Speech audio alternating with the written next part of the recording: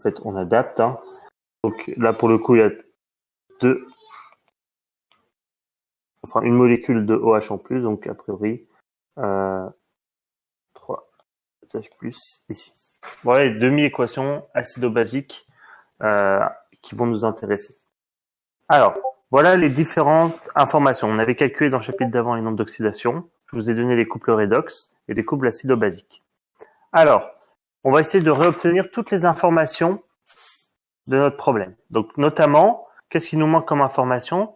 C'est le pH de précipitation de FeOH2 et celui de FeOH3. On a calculé le nombre d'oxydation, d'accord? Donc, c'est les seules informations qui nous restent. Donc, pH de précipitation. Alors, on va commencer par FeOH2. Donc, je rappelle, ici, il s'agit de savoir quand est-ce que, à partir de quel pH, le solide commence à précipiter. Donc, quelle est la réaction associée à la précipitation de FeOH2? Alors, soit vous écrivez la réaction de précipitation, c'est-à-dire Fe2+, plus 2H- égale FeOH2, ou soit vous écrivez l'équation de dissolution. L'équation de dissolution, je préfère écrire l'équation de dissolution parce que vous savez que tout ce qu'on a fait dans le cours, lorsque Q est plus petit ou plus grand que Ks, c'était par rapport à l'équation de dissolution. Donc l'équation de dissolution, elle s'écrit comment? FeOH2 solide égale Fe2+, plus 2H-. Alors, maintenant, il y a à la limite de précipitation, qu'est-ce qu'on a comme équation? On a que la constante réactionnelle doit être égale au Ks. Alors j'avais mis, il me semble, Ks2 ici. Alors le Ks2, à quelle définition ici? C'est Fe2+, fois H- au carré sur la concentration standard au cube. On trouve, pour calculer le pH, qu'est-ce qu'on fait d'habitude?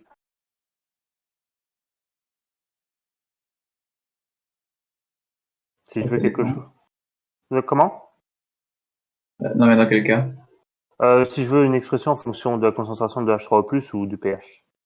Qu'est-ce qu'il faut que je fasse? Faut passer par le KE. Voilà, on passe par le KE, c'est-à-dire on remplace H- par l'expression du KE. Donc ça va faire Fe2+, fois KE au carré. Alors, je vais laisser l'habitude dans l'énoncé, c'est de mettre H, vous avez déjà vu ça, la notation. Alors, pour rééquilibrer, il faut ça. H étant la concentration en H3O+. Alors, donc on a cette expression-là. Maintenant, je vous rappelle que on avait choisi comme concentration de tracé 10 puissance moins 2 moles par litre. Alors, il y a ma fille qui me dit au revoir, attendez. Alors, donc à la concentration de tracé, la définition de la concentration de tracé, on avait dit, concentration de tracé, c'était égal par définition à Fe3+, plus Fe2+.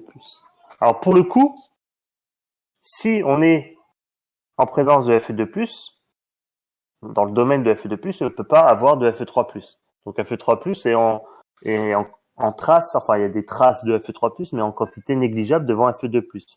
D'accord? Donc on peut considérer avec une bonne approximation que dans le domaine de Fe2+, c'est Fe2+, qui domine.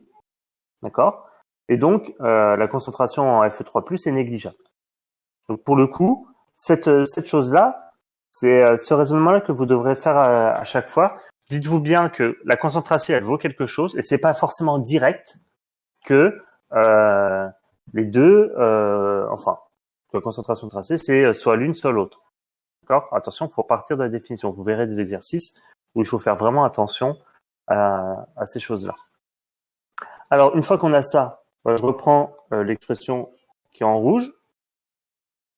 Et qu'est-ce qu'on obtient? Alors, si j'écris le pH, donc alors peut-être on va d'abord isoler. Donc H vaut Alors, Fe2+ étant maintenant la concentration de tracé, donc concentration de tracé, fois le KE au carré, fois C0, sur KS2, avec la racine carrée. Ce qu'on obtient, donc on fait moins log de tout ça, d'ailleurs moins log de H sur la concentration standard. On trouve donc pH est égal à quoi? Alors, vous voyez que le KE, il est au carré, il y a la racine carrée, donc le KE, il sort de la racine, et donc moins log de KE, c'est PKE. Et la racine carrée va mettre un demi. Alors attention, pourquoi moins un demi? Parce que je vous rappelle, c'est l'erreur classique. Quand on fait moins log de H sur la concentration standard, on oublie le moins dans la définition, à la fois du PKS, à la fois du pK, à la fois du pH. Donc faites attention à ces choses-là. Donc qu'est-ce qu'on obtient? Donc on trouve PKS2. Attendez, moins log, oui c'est ça, moins log plus, attendez, plus log de concentration de tracé. Alors je vérifie juste le calcul rapidement. Quand je prends la racine, le 1,5 saute, ça fait KE fois C tracé, moins log de C tracé, et il y a déjà un moins, oui ça doit être ça. Et donc on trouve en valeur numérique, attention, cette valeur numérique dépend de la valeur de concentration de tracé. Il ne faut pas vous étonner si dans un exercice, de toute façon, il ne s'agit pas de connaître par cœur la valeur du pH limite pour FeOH2, au niveau FeOH3. On va pas s'embêter avec ça. D'accord? Mais si vous devez comparer à un moment, je sais pas, si à un moment vous avez besoin dans vos études ou ailleurs du diagramme de pH, regardez bien quand la concentration de tracé. Alors, on va pas faire la même chose, mais pour le pH de précipitation de FeOH3, je vous laisserai le faire à la maison, pour le coup, et c'est la même chose. La seule chose, c'est que maintenant, la concentration de tracé dans le domaine de Fe3+, est Fe3+. Et donc, on trouve, vous pouvez vérifier, que le pH de début de précipitation, ça serait le pKE. Alors, comme on a un facteur 3 au lieu d'un facteur 2, bah, vous voyez qu'en fait, on va avoir plutôt un tiers de pKS3 plus log de C tracé. Et on trouve environ 2,3. Donc ça, pour le coup, il faut absolument savoir faire ces choses-là. C'est-à-dire que, j'arrive Arthur, c'est-à-dire que dans un exercice classique, en devoir, en TD ou à l'oral ou au concours, on va vous donner le diagramme pH vide, vous aurez juste les droites, et on va vous demander de tout calculer. Donc là, pour le coup, ce qu'on fait dans la partie du fer, c'est un peu la situation inverse. On essaie de comprendre comment on peut construire le diagramme pH, mais à la fin, tous les calculs-là devront être faits, mais vous n'aurez pas à tracer à la main le diagramme de pH. Oui, Arthur?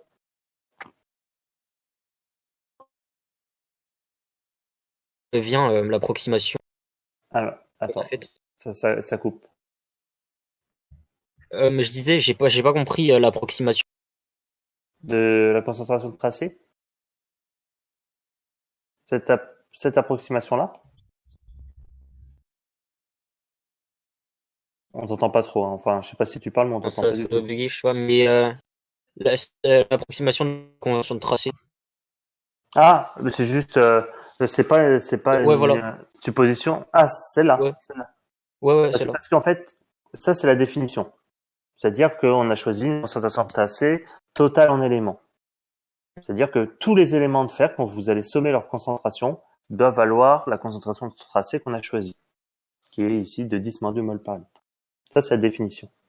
Maintenant, quand on s'intéresse au fer 2, on doit supposer, bien entendu, qu'on est dans le domaine du fer 2. C'est-à-dire que le fer 3 est en quantité négligeable. Parce que c'est pas on peut pas avoir deux atomes qui ont, deux espèces du fer qui sont dans le même domaine. Parce qu'il y a un domaine de stabilité pour une espèce de fer. Donc, si on étudie le fer 2, c'est qu'on est a priori, on étudie la limite avec le domaine de stabilité du fer 2, donc ce n'est pas du tout le domaine de stabilité du fer 3. Donc quand il y a du fer 2, il sera forcément en quantité vraiment plus grande que le fer 3.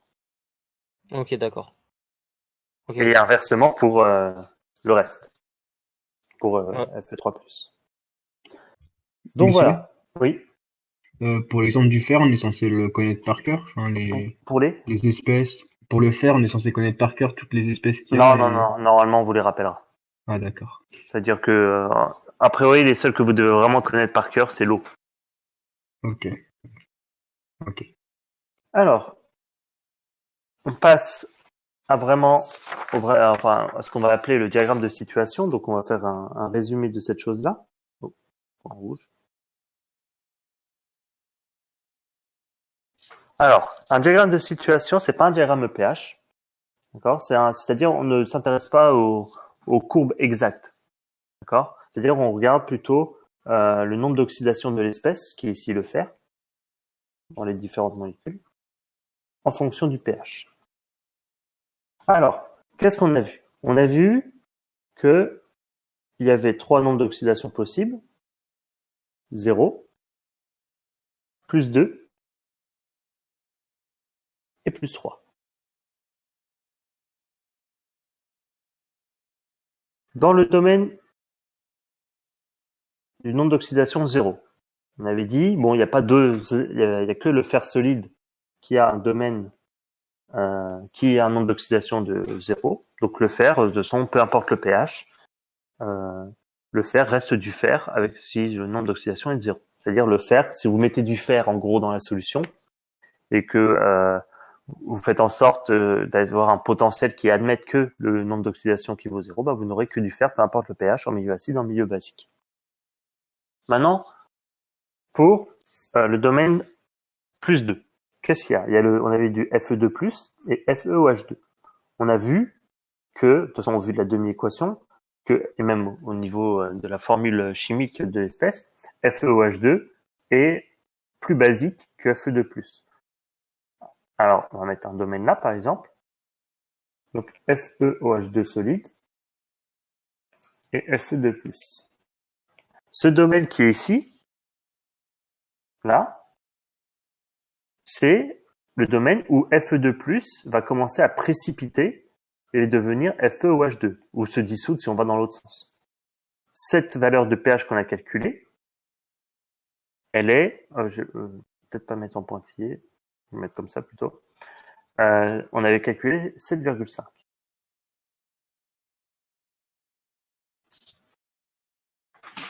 Et maintenant, pour l'espèce plus 3, on avait vu qu'il y avait Fe3+, et FeOH3. On a vu que ça commençait à précipiter à 2,3. Donc voilà ce qu'on appelle le diagramme de situation. Il s'agit de mettre en gros les différentes espèces en fonction du pH de précipitation. S'il y a précipité, attention, là c'est un exemple, mais on n'a pas forcément que de la précipitation. D'ailleurs, la preuve, je vais vous marquer en jaune toutes les transformations possibles. Il y a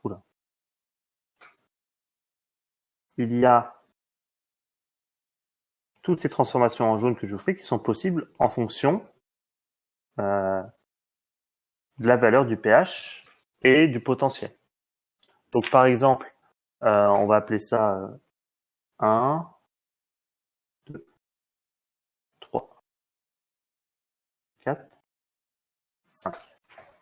Donc toutes ces choses-là, alors on pourrait aussi faire Fe3+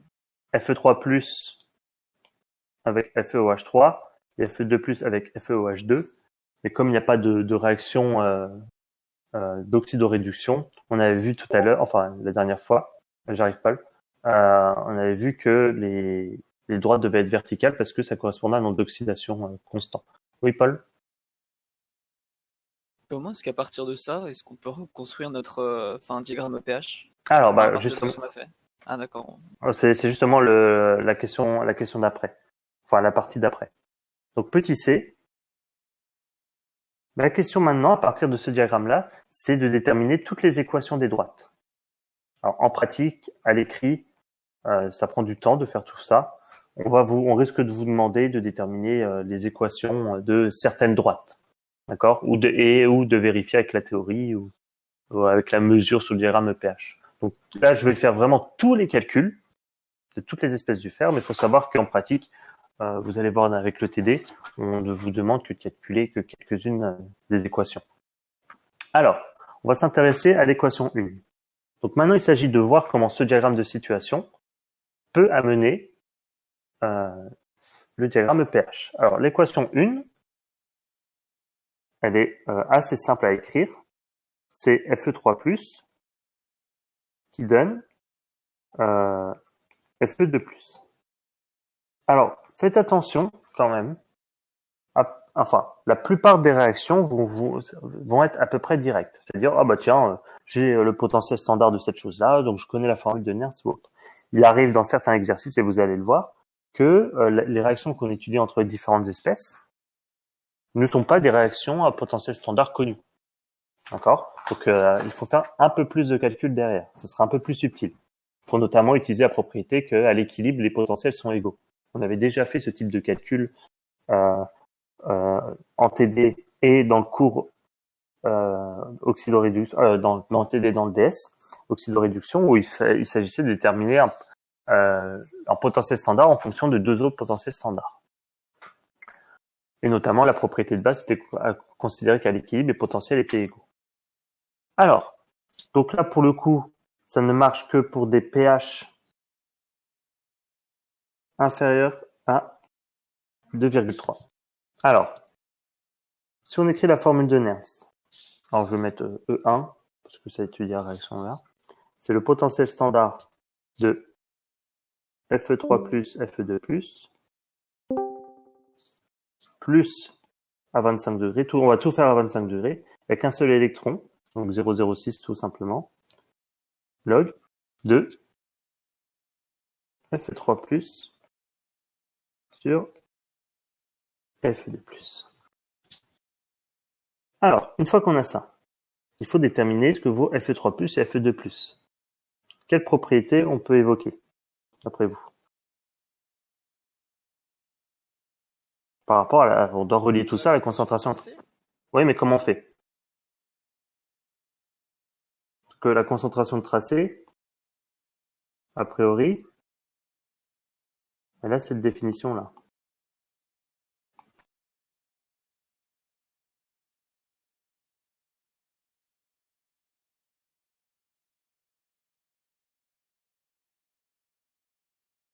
Alors, rappelez-vous que l'autre convention qu'on a choisie, c'est à la frontière.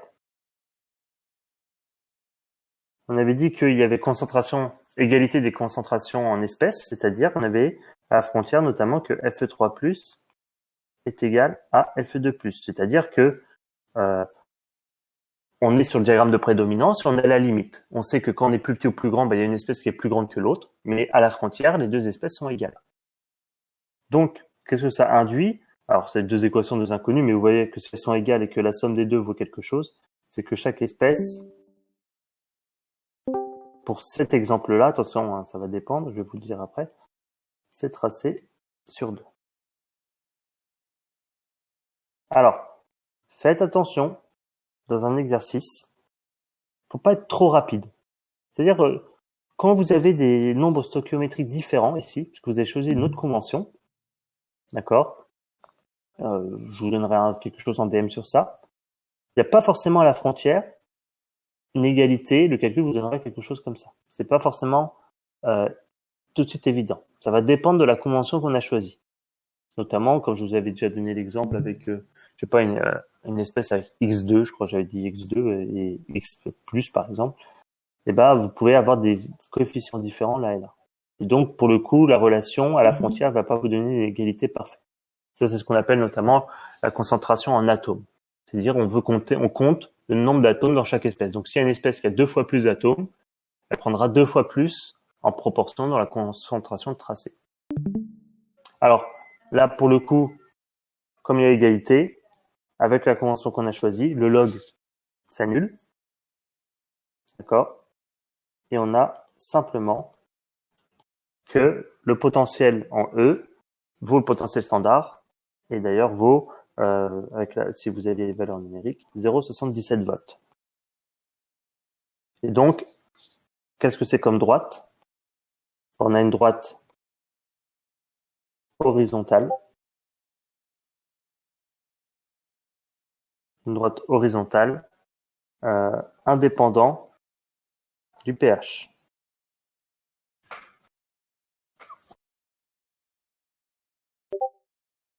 Eric? Euh, En fait, j'ai pas compris pourquoi on faisait intervenir la convention de tracé ici. En fait, enfin, Pas pas. pour déterminer ça. Mais si à la frontière on a f3 plus égale f2 plus, on peut directement conclure sur le fait que le log vaut 0 et que. Ah oui, mais parce que justement, je vous ai fait ce calcul pour pas que vous tombiez à chaque fois directement dans le piège si on vous donne quelque chose comme ça. Il faut adapter ce qu'on fait là en fonction de ce que vous avez. Si je vous dis, ah bah tiens, à la frontière, il y a égalité des concentrations, vous allez me dire à chaque fois, bah, le log s'annule. Et si, imaginons, il y a ici un facteur 2, vous allez avoir un carré ici. Ah oui, oui. Et donc, Ok. forcément, vous pouvez aussi avoir un carré, un 2 ici. Ça dépend de la définition qu'on a choisie. Donc, j'ai fait tout ça proprement pour que vous n'alliez pas trop vite de manière générale. D'accord. Alors, voilà pour l'équation 1. Alors, pour l'équation 2, alors, l'équation 2, elle ne marche que pour un pH qui est plus petit que 7,5. Pourquoi? Parce que dans ce cas-là, le Fe2+, se précipiterait en FeOH2. Alors, qu'est-ce qu'on a? Donc, on peut écrire simplement la demi-équation, mais celle-là non plus, elle n'est pas très compliquée. On a cette chose. Alors, si j'écris la formule de Nernst associée,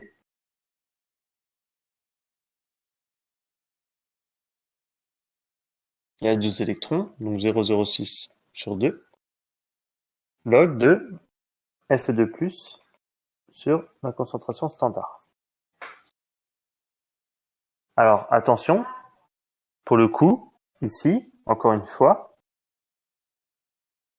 ici, on est dans le domaine de Fe2+, donc la concentration de tracé, on peut négliger la concentration de Fe3+. Donc vous voyez que selon les domaines, là je vais encore appuyer sur ça, mais selon les domaines, ce qui va jouer comme valeur numérique pour les différentes concentrations va être modifié. Et donc, pour le coup, qu'est-ce qu'on obtient une fois qu'on utilise cette chose-là?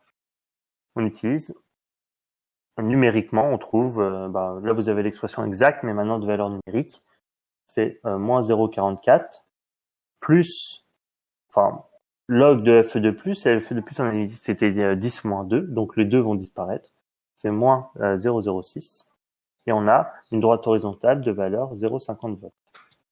Donc là aussi, on a une droite horizontale indépendant du pH. Donc, si on réunit toutes ces informations pour le moment, qu'est-ce qu'on va avoir?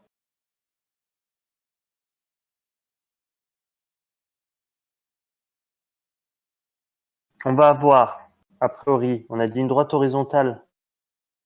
Attendez.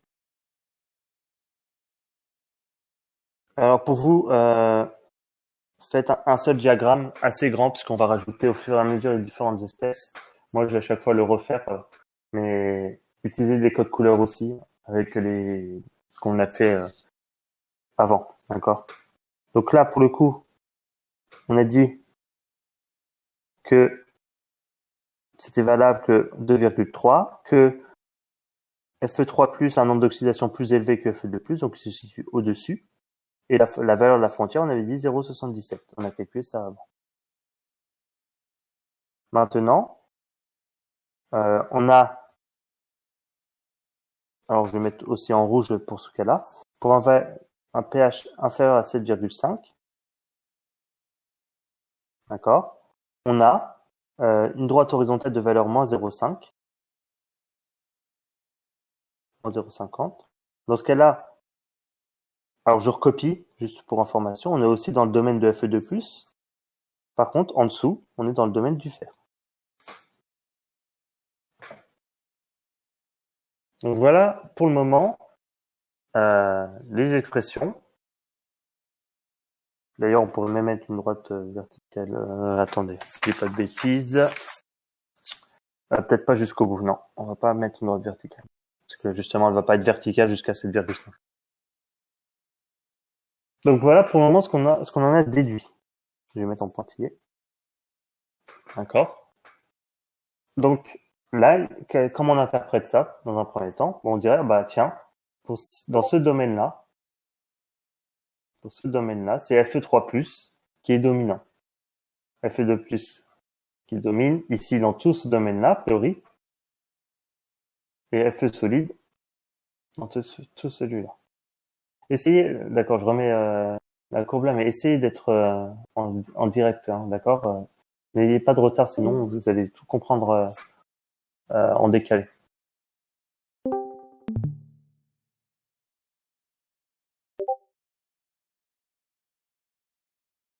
Alors, donc voilà pour, en tout cas, les deux premières réactions. Quelqu'un peut faire un screen et mettre sur la conversation? Parce que j'ai changé de page, là.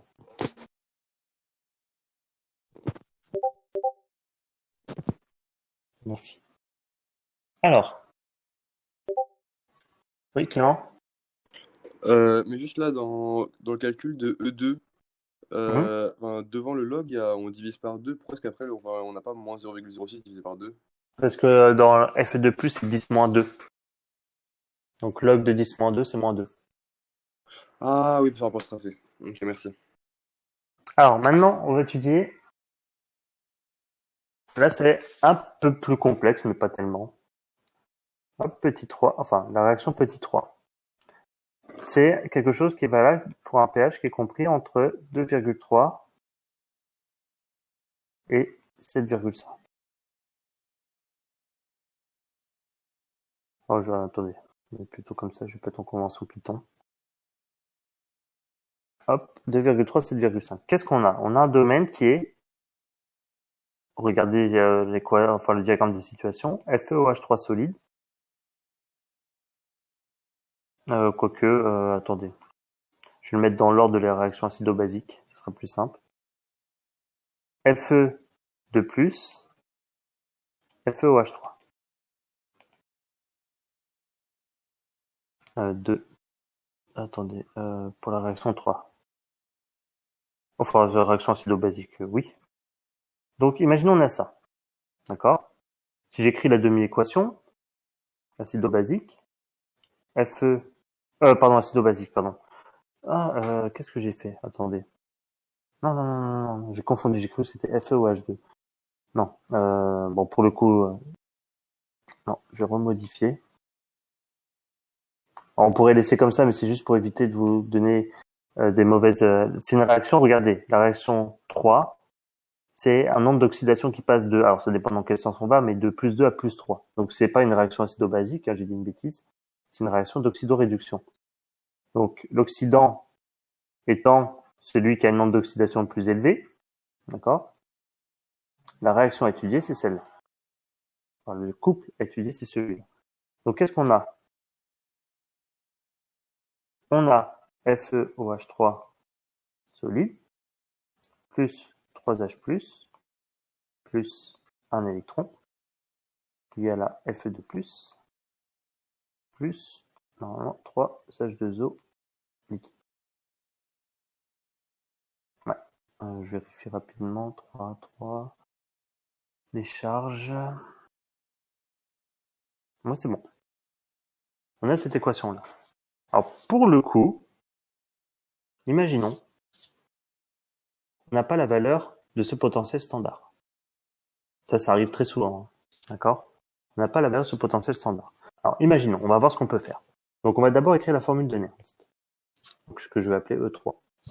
E3, donc c'est le potentiel standard de ce couple-là, qui n'est pas donné. Il pourrait vous être donné, hein, c'est pas... Mais très souvent, certains potentiels standards ne vous sont pas donnés, c'est à vous de les retrouver. Donc plus, il y a un seul électron, donc 0,06. Log de quoi? Alors qu'est-ce qu'il y a? Il y a H, d'accord? Je vous rappelle que l'activité d'un solide et des liquides, ça vaut 1. Donc ça, c'est la concentration de H+, au cube, sur la concentration de Fe2+. Et pour avoir des choses bien homogènes, il y a une concentration standard au carré. On a ça.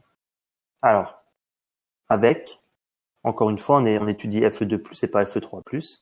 La concentration de tracé, c'est toujours Fe2+. Alors, maintenant, on peut voir quoi? On peut voir que ça fait potentiel standard. On peut isoler tout ce qui est constant d'un côté et tout ce qui dépend du pH de l'autre. Donc, moins 0, oui, on va faire ça. 0,06 log de Fe2+ sur concentration standard et moins 0,06 fois fois 3 log de H sur concentration standard. D'accord? Donc, qu'est-ce qu'on voit? On voit que cette équation-là peut se mettre sous la forme potentiel standard. Alors, je recopie pas FeOH3, Fe2+. Je vais mettre le potentiel standard 3. Moins 0,06 log de Fe2+ sur la concentration standard. Moins 0,18 fois le pH. Alors, attention, pour info, c'est peut-être les seules fois où on se permet ça. C'est encore un coup de chimiste. 0,06, hein, d'accord. C'est une valeur numérique qui a une dimension et donc une unité. D'ailleurs, on peut mettre le volt par unité de pH, mais une unité de pH, ça n'a pas de dimension. Mais... Alors, pour le coup, qu'est-ce qu'on obtient comme droite? Bon, là, ce terme-là, au vu du système, c'est une constante.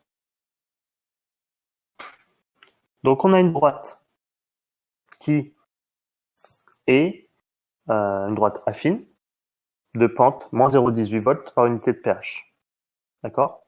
Maintenant, la question, c'est comment on détermine cette constante, sachant qu'on n'a pas le potentiel standard E3. Comment on peut faire d'après vous?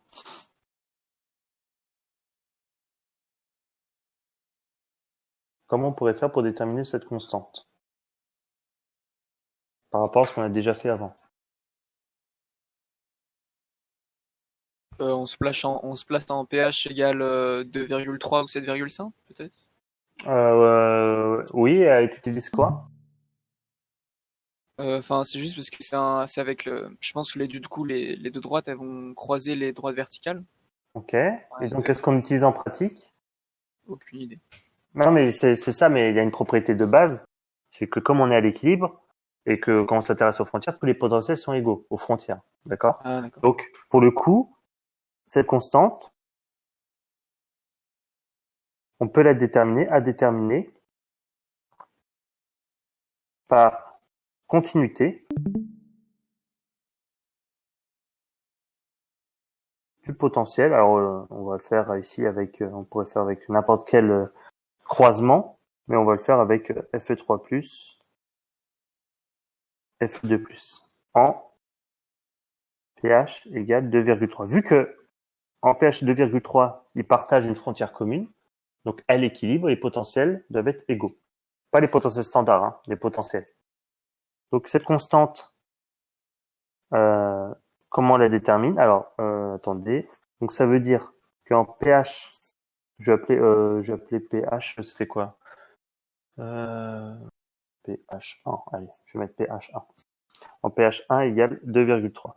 Donc, qu'est-ce que ça nous dit? Ça nous dit que cette constante, elle vaut le potentiel en E3 de Fe3 plus Fe2+, d'ailleurs, j'ai appelé ça là, plus 0,18, parce que j'ai fait passer ce terme-là de l'autre côté, 0,18 fois la valeur du pH1.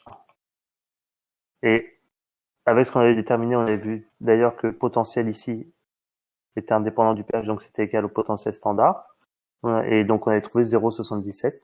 Donc, si on fait 0,77 plus 0,18 fois 2,3, on trouve une constante qui vaut 1,18 volts.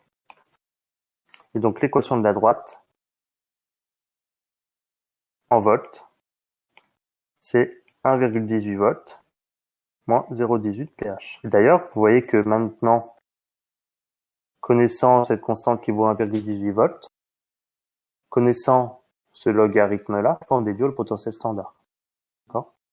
Je le fais pas là, mais vous voyez que si je détermine cette constante-là, j'ai plus qu'à retrancher ou à ajouter ce terme-là et c'est bon.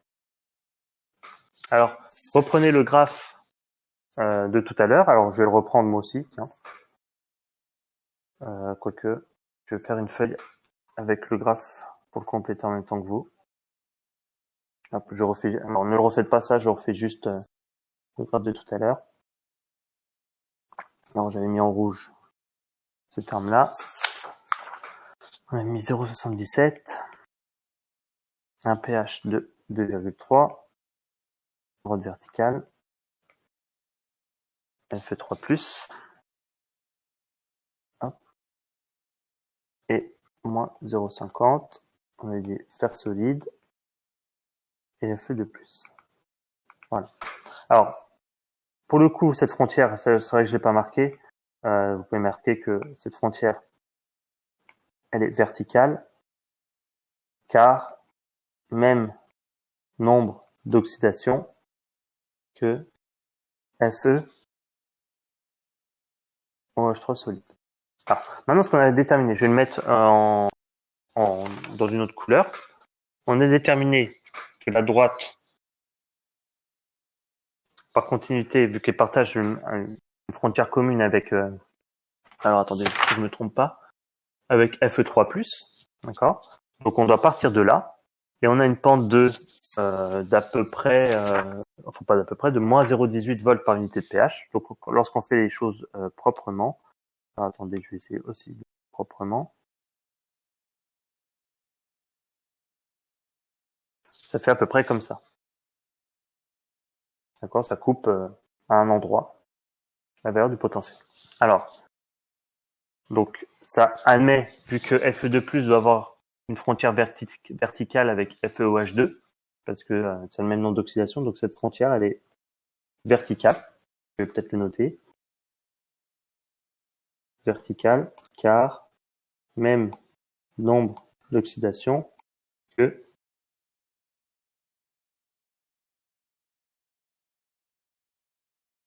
FeOH2 seul. Donc forcément, si dans ce domaine-là, là vous voyez déjà, là pour le coup on a déterminé le domaine de stabilité de Fe2+. De l'autre côté, forcément, c'est qu'un nombre d'oxydation plus élevé, c'est FeOH3. On étudiait FeOH3. Alors, maintenant, il reste deux réactions à faire.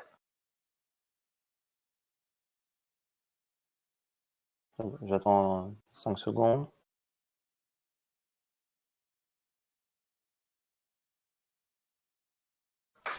Alors, la quatrième réaction. La quatrième réaction, elle se fait pour un pH supérieur à 7,5. Et on a donc FeOH2. Donc on fait la frontière, alors attendez, la frontière 4, on passe d'un nombre d'oxydation de 0 à plus 2. D'accord? Donc FeOH2 est forcément, vu qu'il y a un nombre d'oxydation plus élevé, l'oxydant du couple. Alors là, pour le coup, c'est un peu plus simple. Vous voyez bien pourquoi c'est un peu plus simple. Déjà visuellement, on a du solide et du solide. Donc leurs activités vaut 1. Donc ça va vite simplifier les équations. Donc si on écrit la demi-équation électronique en milieu acide, on obtient cette chose-là. Vous voyez qu'elles se ressemblent toutes quasiment. On obtient quoi? On écrit la formule de Nernst. On écrit que potentiel standard E4 du couple FeOH2 qu'on ne connaît pas non plus. D'accord? On ne le connaît pas. Plus 0,06. Alors, il y a deux électrons échangés. Donc, 0,06 sur 2. log de, alors la seule concentration qui intervient, c'est la concentration de H+.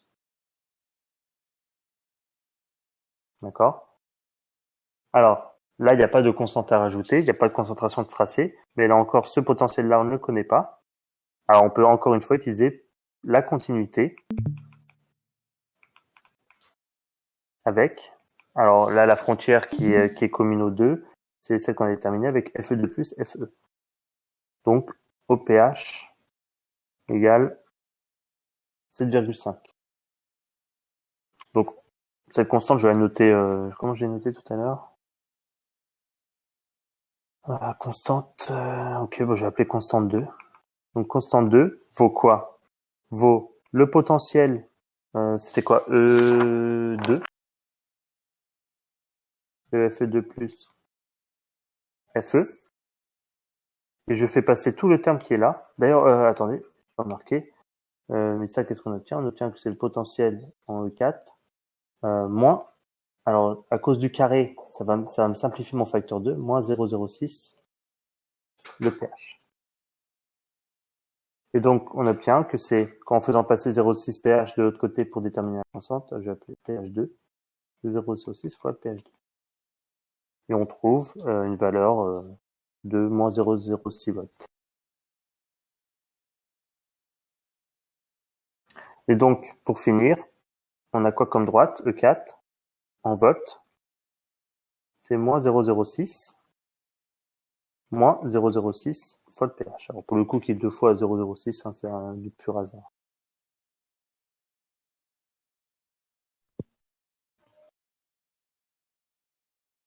Donc, je vais revenir sur le graphe d'à côté. Donc, tout à l'heure, on avait une pente de 0,18. Donc, a priori, cette pente-là, elle a une pente qui est 2 fois plus petite. 2 fois plus grande, pardon. C'est moins 0,018. Moins 0,18. Donc, si je devais tracer, alors je vais mettre en vert. Je vais essayer de faire les choses proprement. Voilà. Je suis où? Je suis ici. Je démarre de là. D'accord. Voilà, attendez. Hop. Donc, la pente doit être plus petite. Plus grande. 2 fois plus grande. Donc, on est comme ça. Donc, on est ici. C'est pas 3 fois plutôt. 3 fois, pardon. 3 fois plus. Oui, 0,18. Oui, 3 fois. FeOH2 solide.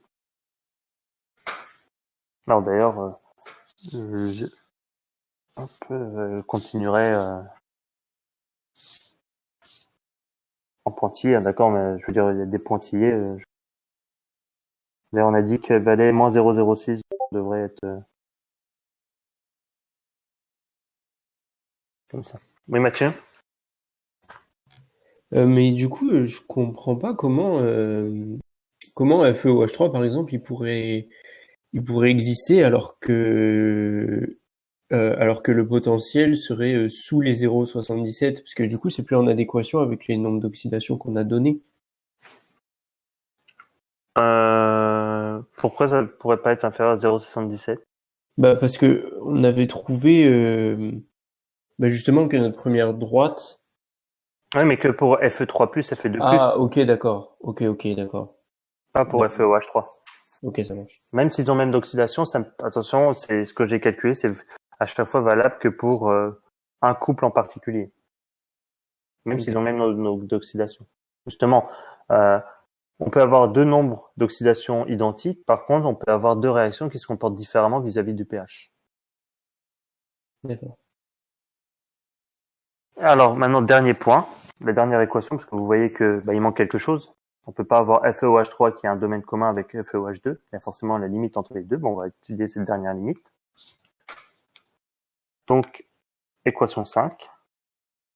Donc, voilà pour un pH supérieur à 7,5. On va donc avoir... alors, qu'est-ce qu'on a? On a FeOH3 qui a un nombre d'oxydation plus élevé que FeOH2. Donc, FeOH3 est le réactif... Enfin, est l'oxydant, pardon. Donc, on va avoir ce couple oxydant-réducteur qui a quoi comme équation? Alors celle-là en milieu acide, toujours, attention, même si celle-là pour le coup En milieu basique, elle serait vraiment plus simple. Après, vous pourrez mettre en milieu, encore une fois, en milieu acide et en milieu basique et passer en milieu acide. H++ plus un électron est égal à H2O liquide plus Fe H2 solide. La formule de Nernst associée, que je vais appeler E5, c'est le potentiel standard de ce couple-là, plus, il n'y a qu'un seul électron à changer, 0,06, log de H sur la concentration standard. Ce qui donne d'ailleurs, je vais mettre E5 moins 0,06 le pH. Alors, encore une fois, imaginons que l'on n'ait pas ça. Donc là, par continuité,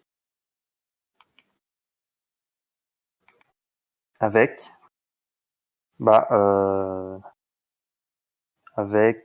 c'est à quelle droite?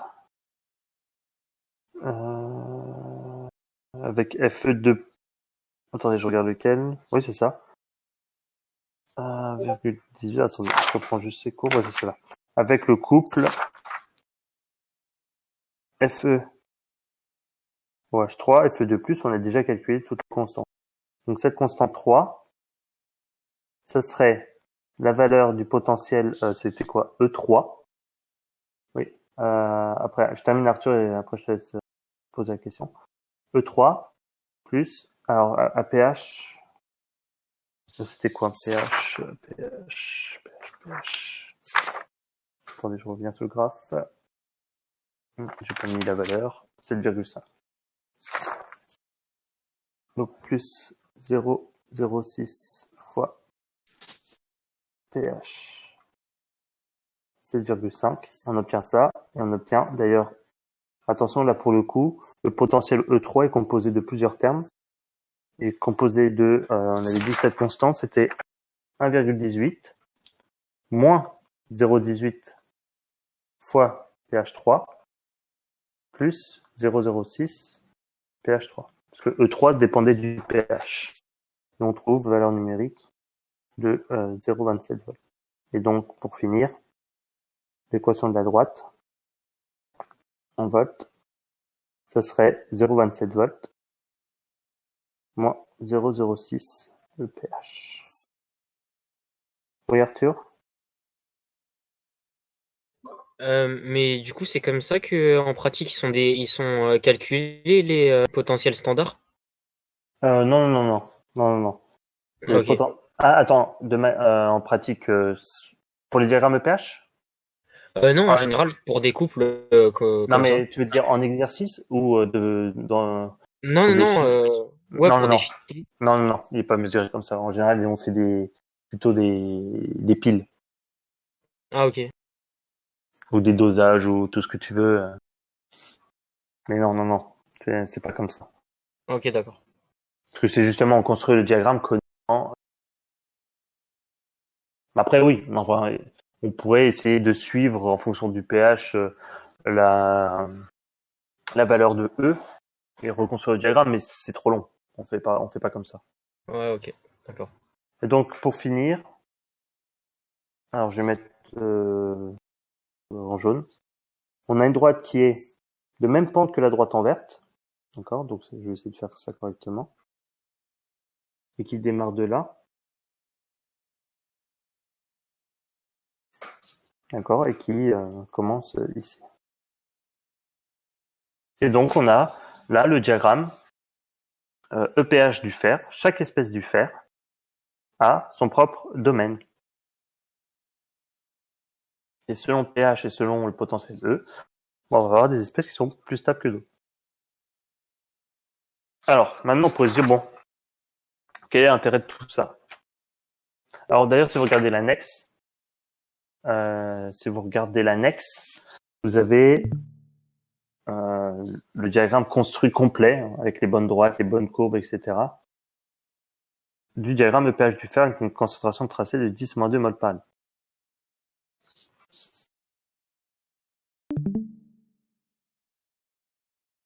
Donc, de manière générale, vous pouvez peut-être le noter en dessous, d'accord, même si je l'ai déjà dit plusieurs fois.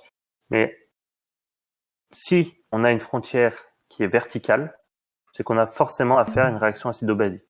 Parce que qui dit frontière verticale dit réaction entre deux espèces qui ont le même nombre d'oxydations. Donc c'est pas une réaction d'oxydoréduction. Donc quand la frontière est verticale, c'est qu'on a une réaction entre deux espèces, une réaction acido-basique entre les deux espèces. Et quand elle est horizontale, ça veut simplement dire qu'il s'agit d'une équation d'oxydoréduction, enfin demi-équation d'oxydoréduction, qui donne une formule de Nernst indépendant du pH.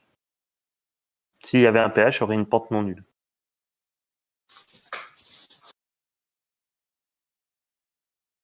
Et vous pouvez peut-être rappeler que les espèces les plus à droite sont les espèces les plus basiques.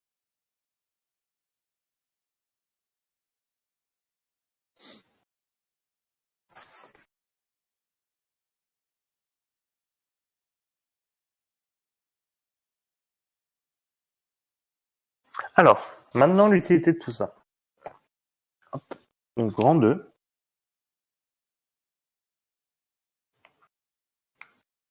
Lecture et utilisation du diagramme.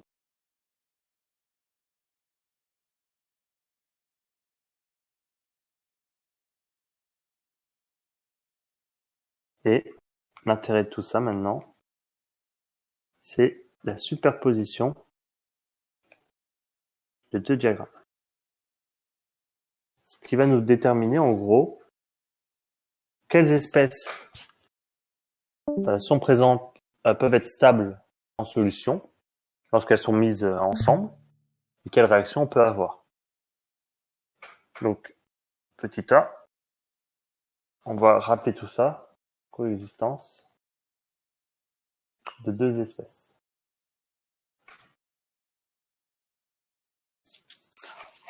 On rappelle quand même, attendez, je vais dire juste quelque chose. Oui. Alors, on rappelle que à l'équilibre, on l'a déjà dit plusieurs fois, mais je préfère le rappeler encore une fois, les potentiels sont égaux.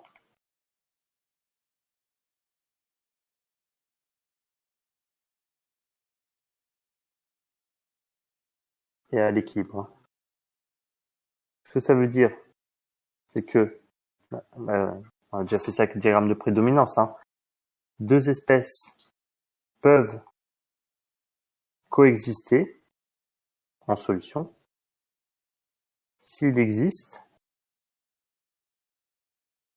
une zone de pH où leur potentiel E a la même valeur.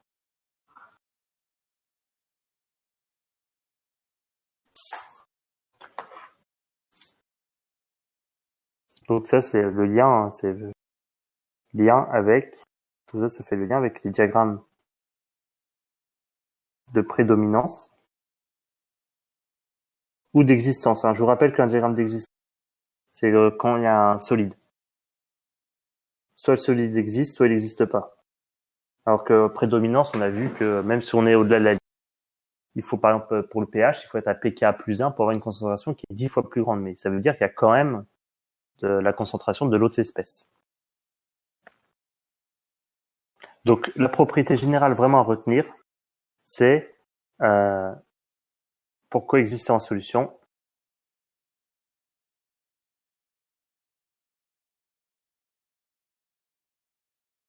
les espèces doivent posséder une partie commune.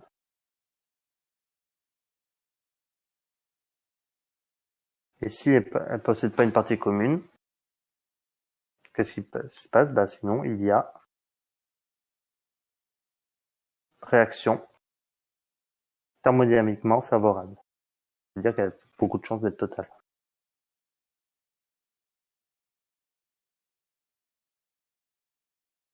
Non. Favorable. Donc, on va faire un schéma juste pour résumer ça. Donc, imaginons que vous avez ce diagramme EPH.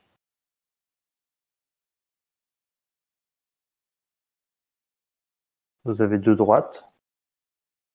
Alors, un qui va être Ox 1 et Red 1. Et l'autre qui va être Ox 2 et Red 2. Et si vous mettez les espèces là en solution, vous voyez que ces deux espèces ont des domaines disjoints pour toute valeur du pH. Et donc, il y a réaction entre OX1 et RED2. Voilà l'idée du diagramme EPH. En fait, c'est un diagramme de prédominance ou d'existence valable qui prenne en compte à la fois les réactions d'oxydoréduction et les réactions acido-basiques.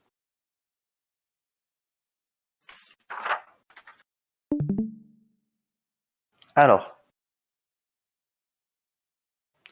si vous regardez l'annexe 3,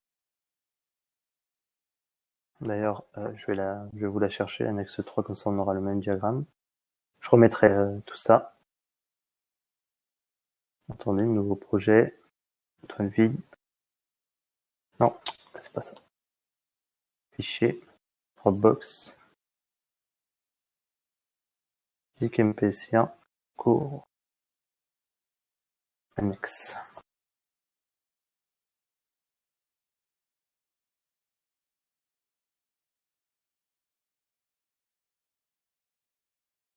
Voilà le diagramme du fer. Alors, on va superposer, là c'est en pointillé, l'eau. Donc par exemple, on a O2 gazeux ici, on a H2O liquide, on a H2 gazeux. Alors quand j'ai mis en rouge, c'est par rapport au pointillé. O2, c'est supérieur, c'est tout le domaine qui est supérieur à cette droite en pointillé. Ici, là, d'accord? Ça se mélange pas, c'est-à-dire que O2 ça ne change pas dès qu'il va rencontrer une frontière de Fe3+. D'accord? On superpose les diagrammes. Ces diagrammes sont totalement décorrélés entre eux a priori. Donc, qu'est-ce que ça veut dire ça? Qu'est-ce qu'on en déduit? Notamment avec l'eau. Parce que quand même le but c'est d'étudier des espèces qui sont stables avec l'eau en solution aqueuse. On s'intéresse aux solutions aqueuses.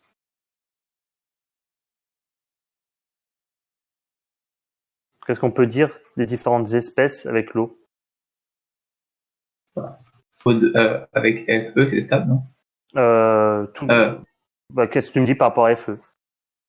Les domaines sont disjoints. Voilà, vous voyez bien que les domaines, l'eau est là, l'eau intersecte, on peut dire inversement, intersecte les domaines de Fe3+, FeOH3, Fe2+, FeOH2 pour tout pH, ça vous pouvez le noter. Vous pouvez noter que les domaines de l'eau et de Fe3+, Fe2+, FeOH3, FeOH2 se superposent pour tout pH.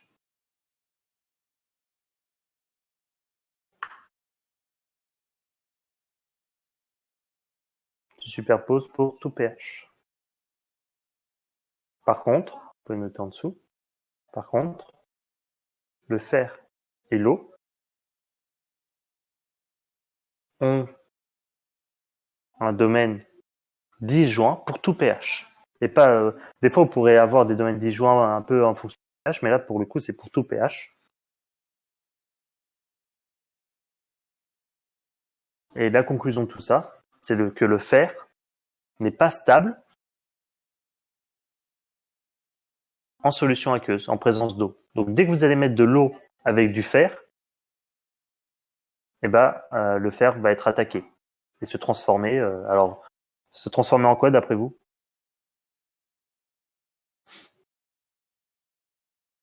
Quelles sont les transformations possibles au vu du diagramme EPH?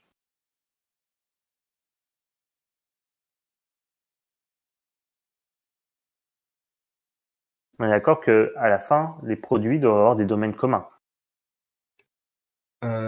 Bah, en FeOH2 ou en Fe2+. Voilà, donc le fer va se transformer soit en Fe2+, soit en FeOH2 en fonction du pH. Et H2O, que lui, pour le coup, il change aussi. En dihydrogène. Voilà, en H2. Donc vous pouvez noter que donc je répète, le fer et l'eau ont un domaine disjoint tout pH. Le fer va se transformer soit en Fe2+, soit en FeOH2, ça dépend du pH. Et l'eau va se transformer en H2. Alors pas toute l'eau, hein, d'accord, il y a forcément un réactif limitant là-dedans, mais comme on est en solution aqueuse, l'eau est un solvant. Donc le fer est ce qu'on appelle oxydé. D'accord. Alors attention, ce qu'on appelle la rouille, c'est pas simplement FeOH2, d'accord. La rouille, hein, c'est solide, d'accord, ce sont pas des espèces ioniques. La rouille en général, c'est un mélange de FeOH2 avec FeOH3.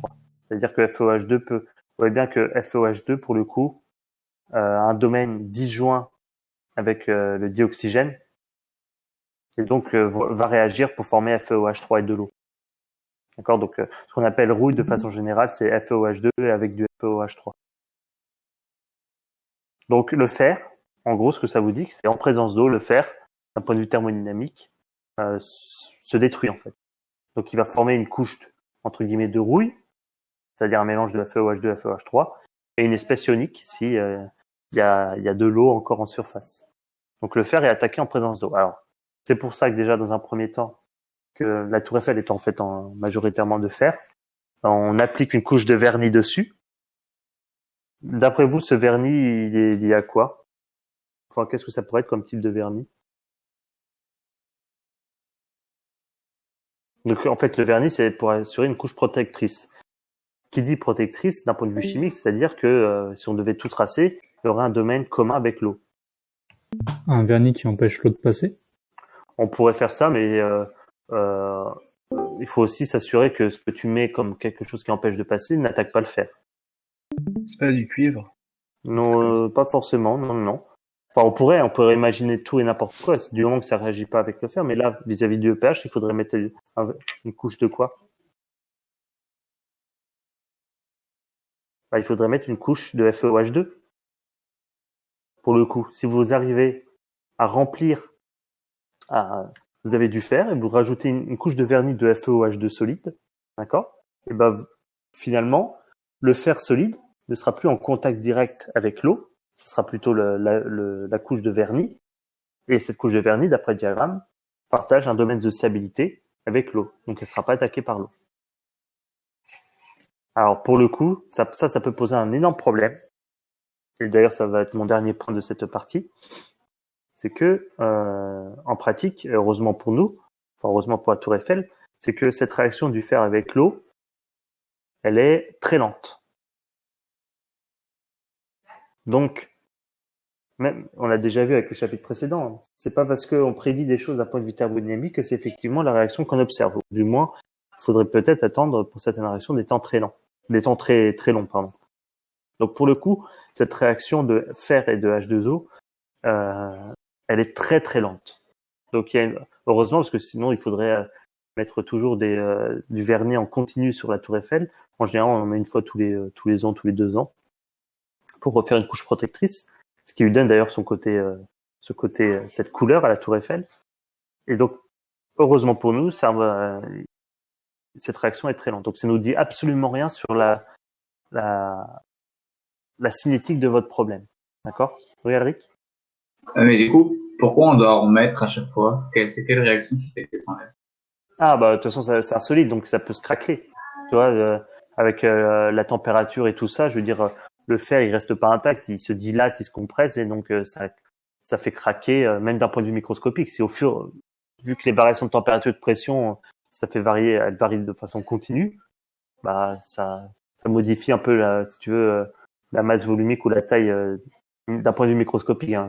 Mais à la fin, au bout d'un certain temps, ça se craquait. Et le problème de ça, c'est que dès que ça va craquer, d'accord, dès qu'il va y avoir une fissure dans le métal, et en fait, on peut montrer, vous verrez ça l'année prochaine, que la cinétique, elle est plus importante. La réaction est vraiment plus rapide sur des micro-fissures que sur l'objet qui paraît un peu, on va dire, contradictoire, enfin peu intuitif. Mais plus il y a de fissures, plus la réaction entre le fer et l'eau va être hyper rapide. Donc c'est pas bon d'avoir des fissures. Donc vous voyez qu'il faut appliquer en continu sur des matériaux comme ça. Alors on pourrait imaginer aussi des matériaux qui sont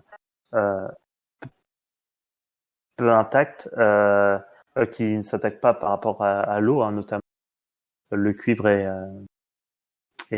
enfin le cuivre, ça dépend, mais surtout l'or. D'accord. Alors attention, l'argent, contrairement à ce qu'on peut penser, l'argent est attaqué par notamment le dioxygène de l'air.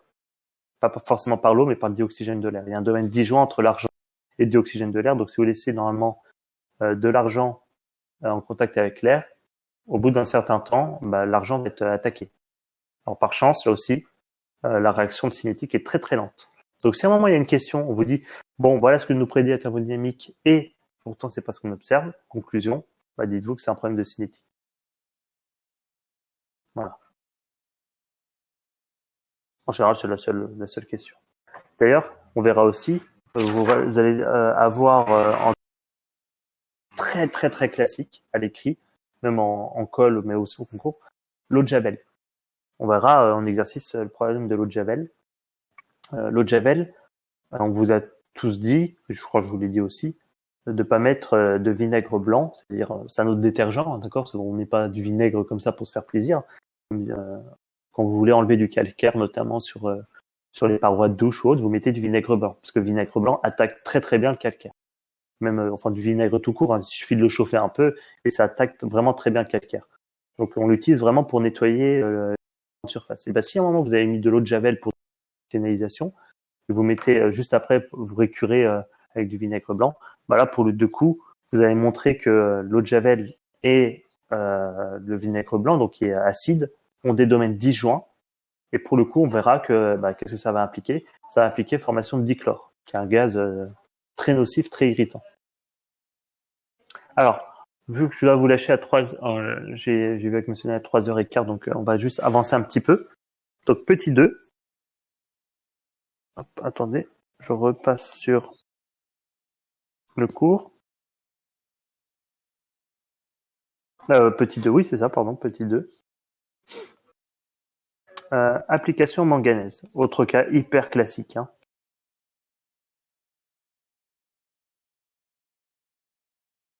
Je vous donnerai en DM, enfin ça dépend, on verra, on va en discuter après. Un exercice, en tout cas pour les vacances, pour la rentrée, sur justement un pH plus complexe. Un exercice plus compliqué, un autre plus facile, vous choisirez entre deux, vous faites les deux. Ou justement, si vous savez faire tous ces exercices, honnêtement, vous n'aurez pas trop de problèmes à gérer les diagrammes EPH. Alors, je vous ai mis en annexe 4, d'accord, je vous ai mis en annexe 4 le diagramme EPH du manganèse. Distribution des différents domaines. Je vous donne les différentes espèces possibles. À vous de me les tracer. À vous de me dire où est-ce qu'elles sont. Donc, le manganèse solide, manganèse Mn2+, Mn3+, MnOH2 et MnOH3. Vous voyez qu'on ressemble énormément quand même au diagramme du fer. Donc calculez-moi les nombres d'oxydation des différentes espèces.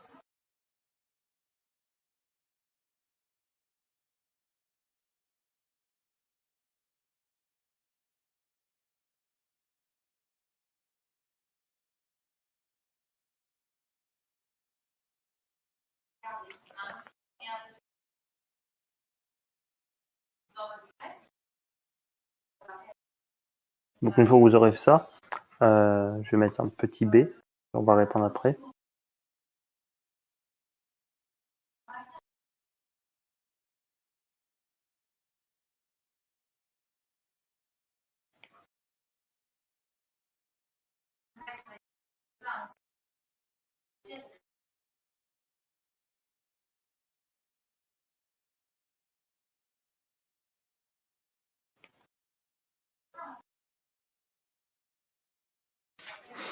Et une fois que vous avez fait ça, vous les placez sur le diagramme.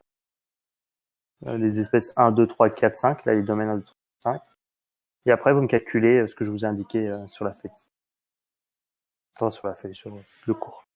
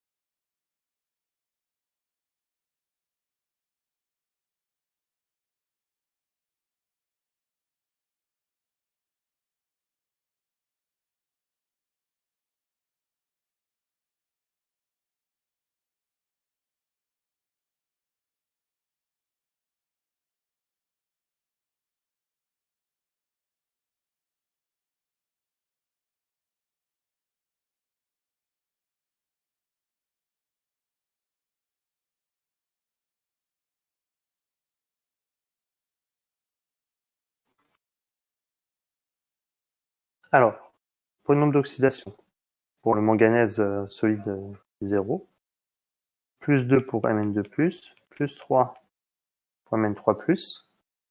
Avec le calcul, de toute façon, vu que c'est comme le fer, c'est-à-dire que le manganèse ici c'est plus 2, et ici c'est plus 3.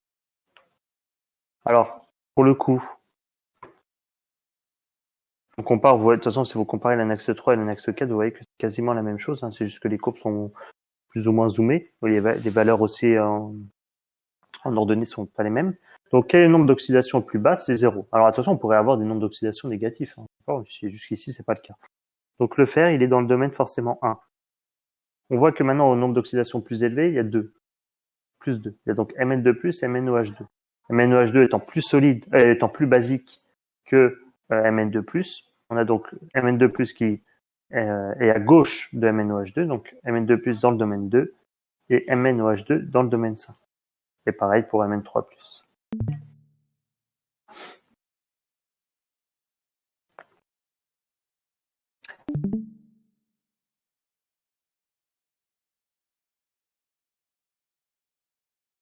Après, on verra les différents domaines de stabilité un peu. Alors, maintenant, vous pouvez passer petit b. Petit b, grandeur thermodynamique. Voilà comment, en fait, là, on fait plutôt la logique d'un exercice de concours. On vous demande de placer les espèces, et les questions d'après, notamment, vont être de calculer les concentrations, ou les potentiels standards et les PKS de différentes espèces. Donc, allez-y. On vous corrigera que, je sais pas si on aura le temps de corriger les deux. Calculez-moi, en utilisant le diagramme pH, alors attention, c'est noté que la concentration de tracé est du 10-2 mol par litre. Calculez-moi les potentiels standards de Mn2 plus Mn et du PKS de MnOH2. En utilisant le diagramme, en utilisant les valeurs numériques lues sur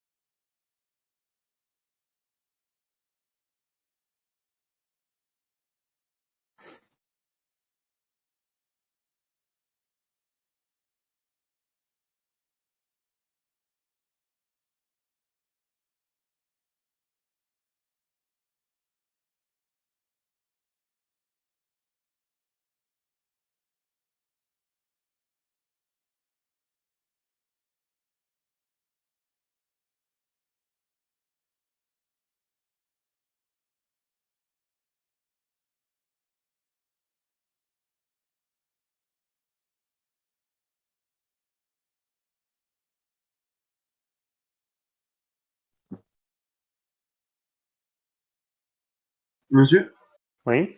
juste pour savoir la position des espèces, est-ce que vous avez fait par analogie avec le fer ou... Bon, non, c'est-à-dire tu les classes de haut en bas par nombre d'oxydation Ah ouais, croissant et de gauche à droite, gauche les espèces plus acides et ok, merci.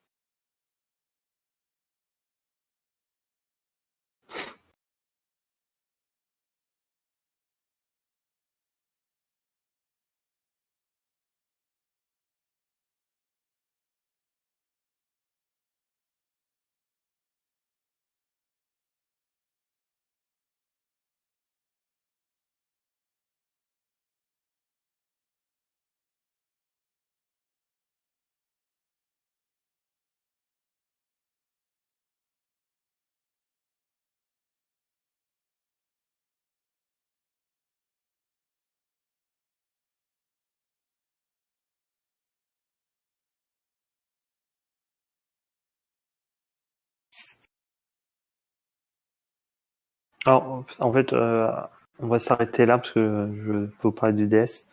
Donc on termine ces deux petits calculs là pour demain. J'espère que vous avez le DM aussi pour ceux qui l'ont pas encore mis sur Dropbox. On terminera donc tout ça demain. Alors attendez, non c'est bon. Donc apparemment si j'ai bien compris vous avez DS de maths samedi, c'est ça? C'est confirmé? Oui, non? Oui. Ok. Alors, je vais mettre, alors sauf si vous me dites tout, quand est-ce que vous voulez, mais je vais donc mettre un